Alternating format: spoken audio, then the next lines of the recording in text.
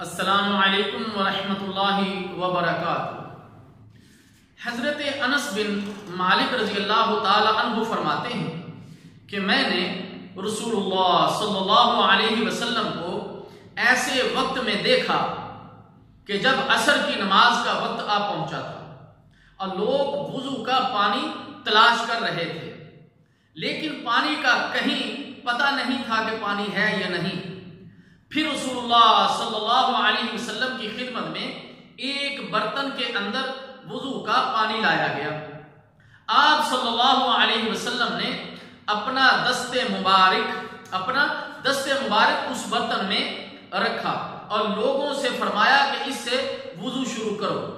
حضرت انس رضی اللہ تعالی عنہ بیان فرماتے کہ میں نے دیکھا کہ آپ صلی اللہ علیہ وسلم کی انگلیوں کے نیچے سے پانی پھوٹ رہا تھا، چنانچہ لوگوں نے اس پانی سے وضو کیا، یہاں تک کہ آخری شخص نے بھی وضو کیا۔